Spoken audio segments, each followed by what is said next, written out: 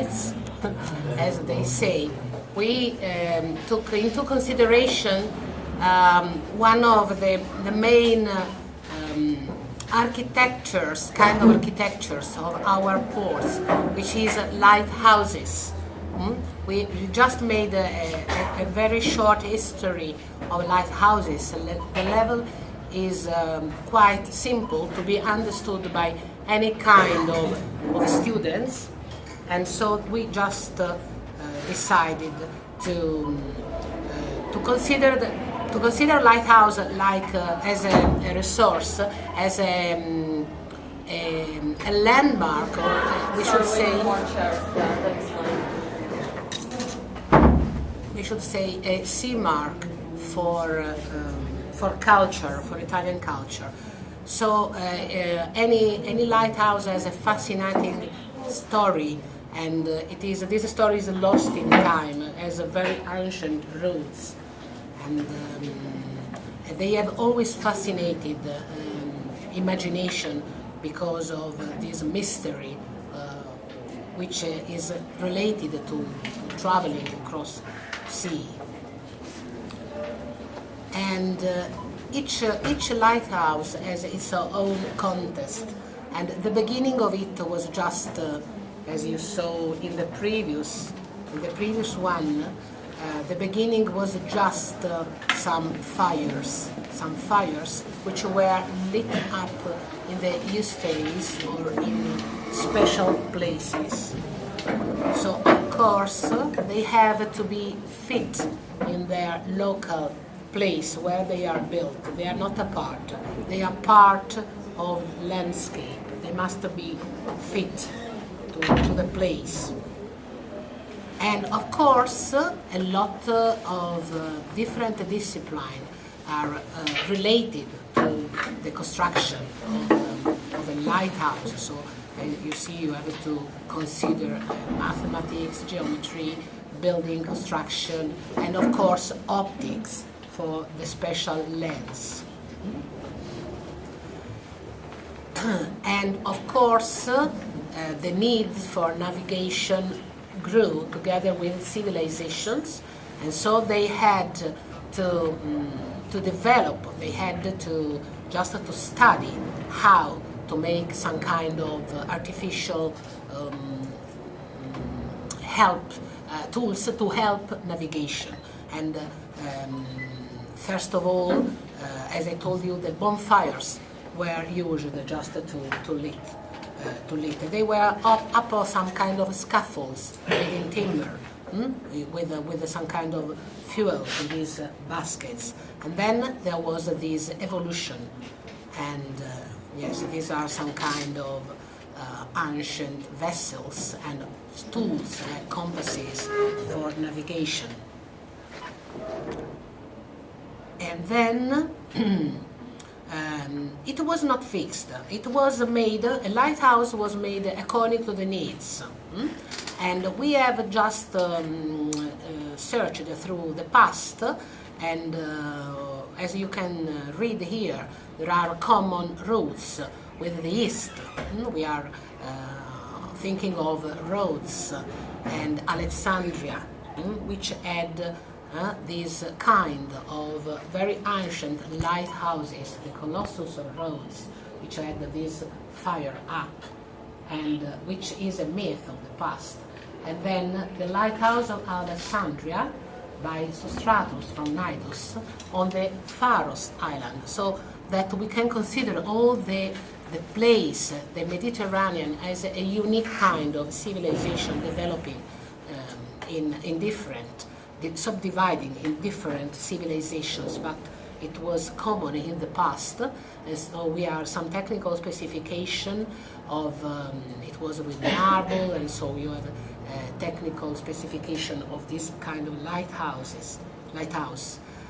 And then there was a period of collapse, a pause, corresponding to a moment where they went back after the great Hellenism. They went back to rudimentary towers, and then the Romans arrived.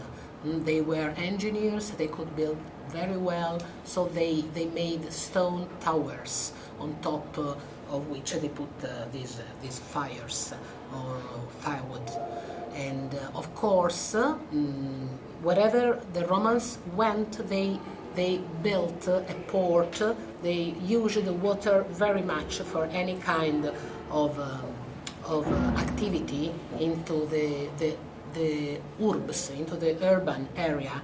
And so, of course, during the Roman Empire, we had 30, before the fall, 30 different lighthouses. And of course, the name, and these are some kind of examples of the past, of ancient civilizations and vessels, and the coastline of Italy. You see, we have lots of kilometers of coastline, so lighthouses are so important to us. And you know, each one has its different language, just to signal according to the number of flashing lights. They send message and they can be identified. So after Dark Ages, it was towers and monasteries which were used, because they were told, they were used as lighthouses, and a lot of them are still there, present, reminding us of the past. Of course, they would change across the time, but they are still there to remind us our inner nature of navigators and sailors. And of course, through the history, they have been changing, they have become technical, and of course, it was a Fresnel, which is a special lens to create the lighthouse which we use today with this device, which uses a special lens to reach a very long distance, to be seen from far, from very far. And you can see some pictures of very typical lighthouses of our coasts. That's all for this presentation. And then, yes, I can go back. It is possible to continue these presentations by the romantic and literary aspect of these lighthouses. Of course. They are present in a lot of romantic poets' creations. We are working on this. How can I close this? I need a mouse. I don't know how to go. Yes, and open another one. Because I can't use this. So going back. Okay, I wanted to open the last NIAS, please. Last one, that one, please. This English? is English NIAS. Yes, this is a special, unusual presentation about a kind of. Yes, thank you, Alex. It's about a kind of. Building construction in an isle in Indonesia. The place is called Nias, and they have a very particular kind of building which aroused our curiosity, and so we went through. This is the place where Nias is located in this archipelago, and they live in a primitive way, and for centuries they have been like this.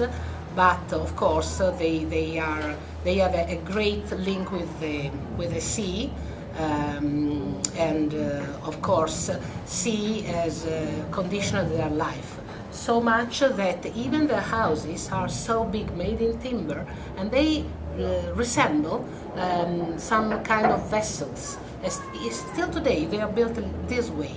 So you can see there are these totems constructions in these villages, these megalithic monuments that in a way can resemble the ones I showed you yesterday, like totems.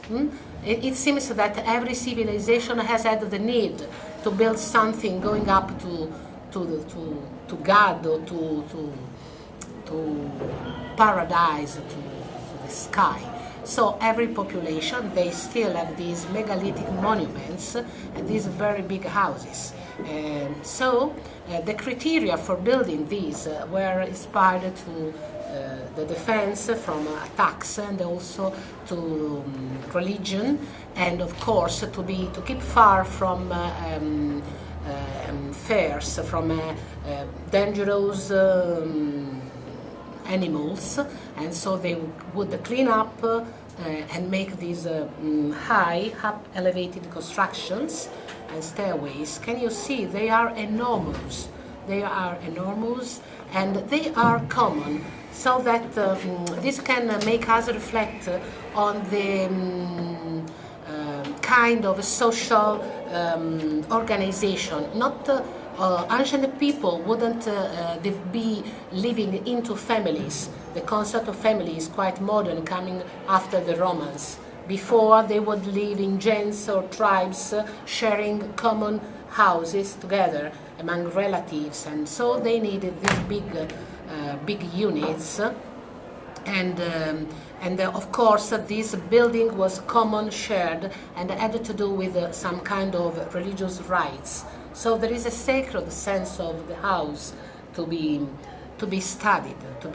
You can see they are so mighty, and they have these beams which are intersected in a cross, and so they really remind a big ship, and they are really different from any other, because you know this isle is an isle, of course, isolated, and so they went on and didn't exchange much with other population, and even today they live this way.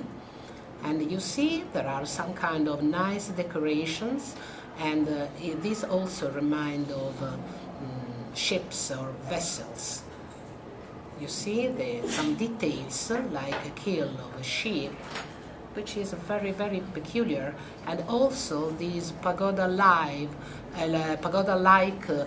roofs, which remind some kind of sails. So these houses are on land, but they could also be somehow floating on water, because they are so ship-like and very big, because these people in the past used to be also to practice cannibalism. So they were aggressive people, and so they had to show their force through these kind of constructions. You see other ones, and of course there are also some stone monuments which are placed in front of the village chief, and of course they used to worship the dead, and it's a singular kind of civilization which I would like to study more, because I think there is no other one similar. And of course the first primitive religious rites were concerning the moon, the sea, and very primitive. And later on the missionaries brought them religion, Christian, and some kind of Islamism, but it stands, it is still present an animism concerned to ancient and primitive contents. And these are some photographs of village chiefs with their dresses, but what is very negative is that in December 2004 they were killed. The inhabitants were hit by tsunami, and much of the houses were destroyed, and there were 10,000 people, and above this there was also an earthquake, and 1,500 people died. So this is a recent photograph of the place. So that's it, and that is the second one. So to close these, I must go. Oh, the Olivia? Oui, okay. Okay, and back to the other. I can You find closed Ancona. anything. I close anything. Sorry. Sorry. Back to Ancona.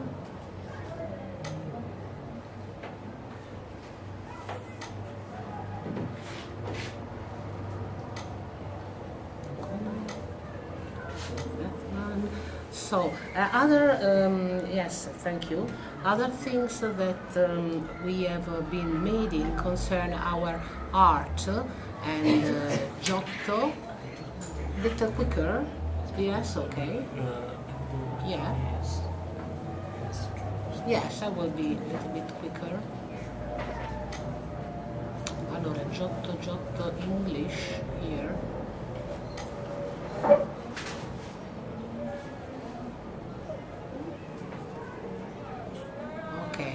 So this was made by our students and yes, thank you. So it concerns Giotto, one of our major artists of the past. So they gave a little story, biography of this artist, and then some kind of photographs concerning his very famous bell tower, which is in Florence, and of course also the paintings which are inside in San Giorgio alla Costa, one of our churches, and also in Assisi, the basilica, and then these famous, very famous all over the world crucifix, which is conserved in Santa Maria Novella, which is unique in the precious value and in style, and no everyone knows about Giotto. And you can see also the famous Scrovegni Chapel, which is the upper photograph with inside, which was completely painted by Giotto. This is the life of Christ and the Virgin. It is really, really wonderful. If you come to Italy, you should. It is far from Ancona, but it's really worthwhile going there. And then the students wanted to tell the story about the perfection. We say the O by Giotto because he was such a perfect artist to be able to make a circle without any help, just using his arm, pointing the elbow and using his arm just to make a perfect O. So they are just telling this little thing, and that's it. And so let's not close. So I don't want to create a problem. So let's go. Open. Please, open me. I don't. Yes, go. Let's go to another one. Close this one. Back again. Okay, so I can show you some famous bridges of Italy. So this one. Okay, to make it big, please.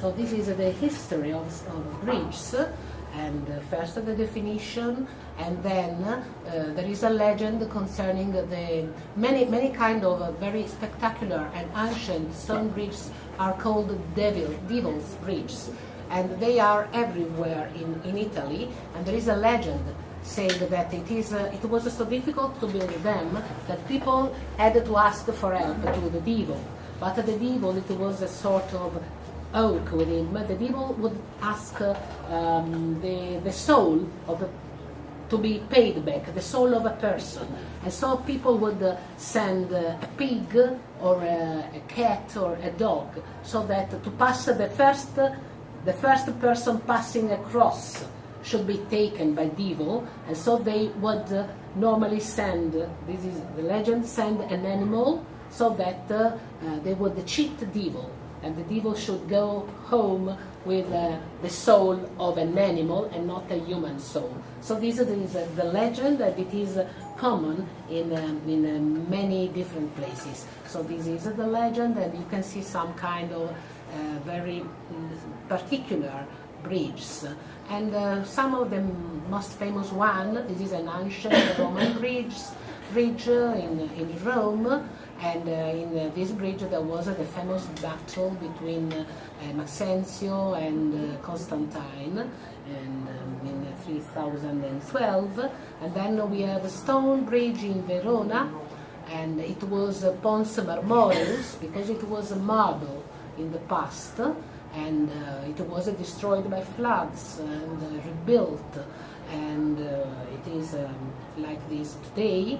And then this is the very famous Rialto Bridge in Venice, and a lot of history here. It was called the Bridge of Currency because there was an old mint nearby, and commerce was taking place there. And during the period of the Doge Pasquale Cicogna, and so a little bit of history. And then, of course, we can't leave this out. It's the very famous Ponte Vecchio, the old bridge in Florence, with a lot of history and all the periods of construction. And what is peculiar is that it used to be a place for butchers there, butchers and fishmongers, but it was stinky, so they had to move away, and they were replaced by goldsmiths, and they had to build these kind of little houses there, and the building, the architecture is particular because they had to be supported by those beccatelli or sporti, which are timber things. You can see these. In France, there are even chateaux, castles made like this way. Yes, and so. We see a little bit of history concerning a corridor made by Giorgio Vasari, which had to be used by the Medici to go from one place to another. And even today, there are so many jewelers there, and it is always full of visitors coming from all over the world, of course. And these are the students doing these. And then we can go to another one. Let's close this one. Okay, please. Okay, go back. Oh, you can go to the Mole Vanvitelliana, for instance, that one. So which is. Yes, which is, we will, when you come to Italy, we will bring you here, because it used to be the ancient Lazzaretto of the town. That is the place where people which are ill, it has a pentagon shape, people who were ill from plague were kept outside the town. You see, this is spectacular. The Pentagon, it was made by Van Vitelli, Van Vittel, and the name, the architect came from Holland, from Netherlands, and his name was transformed into Van Vitelli, Italianized. And of course, it was firstly used because there was the sea, so the sea would stop disease, would stop the infections, and so people ill with this plague were kept there in quarantine for 40 days. And then it had different uses in the past. And this is the inside. There is an ancient temple which was made as in a Palladian style. And now, at the moment, it has been refurbished, restored, and it is our place for temporary and permanent exposition, and as a cultural place for cultural events. And this is the story of the artist Luigi Manvitelli, and who was born in Naples actually, because the family was of Netherlands origin, and he also worked for Caserta, the Royal Palace in Caserta, and that's it. And let's go to another one. No, that one. Okay, please. Back. So, please, castles, castelli. So,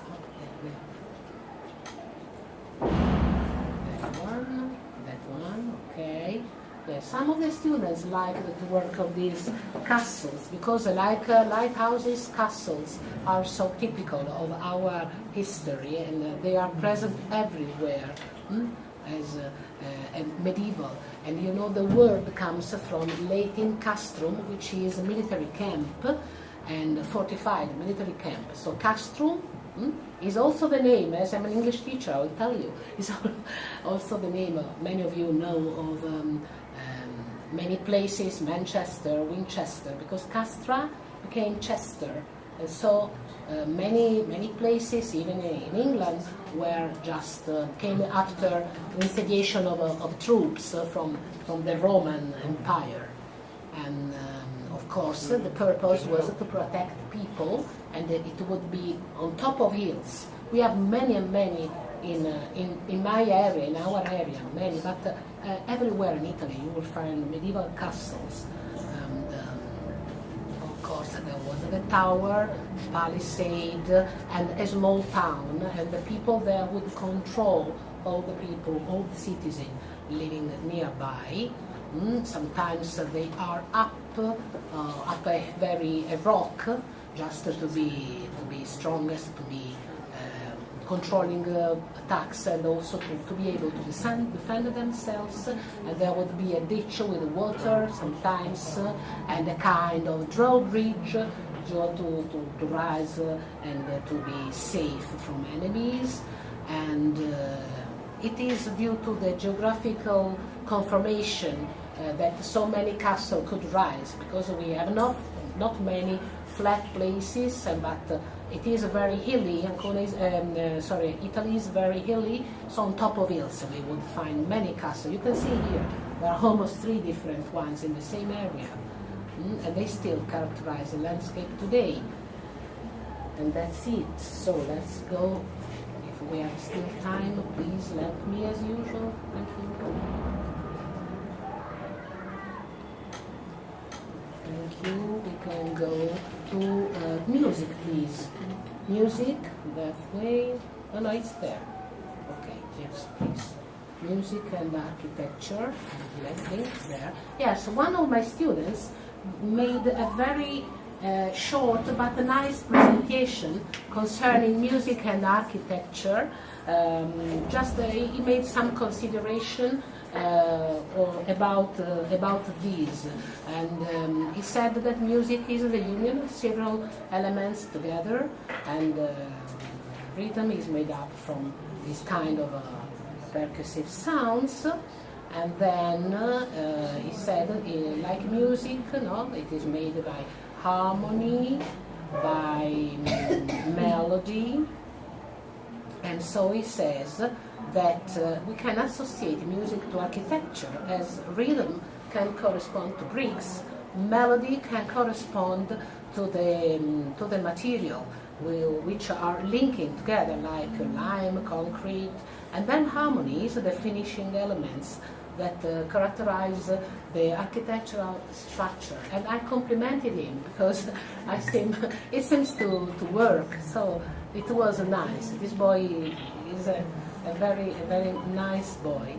And so he says, like every complex structure, music is made up of these little particles, and the union of these little things will create something perfectly working, and it is the same with monuments. Neoclassical monuments are made by different. It's a very good beginning, because there are also the same currents in architecture as in music, literature, and other arts. In fact. So parallels and comparisons could be made on every time. Yeah, and of course we are still.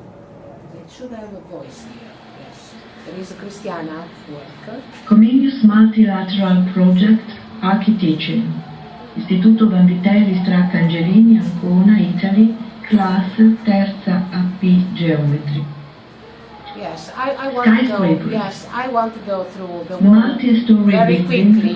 This is the registration. The pyramid of Kiev. Of course, I will just show you these. And here is a list of important innovations that contributed to the making of sky. Of course, these I can go through these very quickly just to show you what she has done, and then another last one. Because yes, this is to be listened to. This is the whole lesson. And what else? There is the Precolombian architecture precolombiana. The right one, yes, and that one. And I think that's all. So this was made by some of the students coming to Cyprus.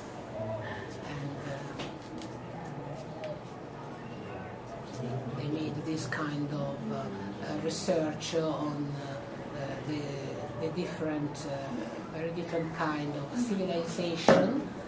They put effects that would be, yes, pyramids first of all, and then the Inca architecture. So they studied about this kind of construction, of course, and this is what students are most interested in. The very strange Machu Picchu. We have already seen something like this from other presentations, and then Maya architecture with their temples and whatever, and decorative elements, and of course the structure of a town, and the adzex, of course, which use the sculpture, as you know, and bas relief for anything,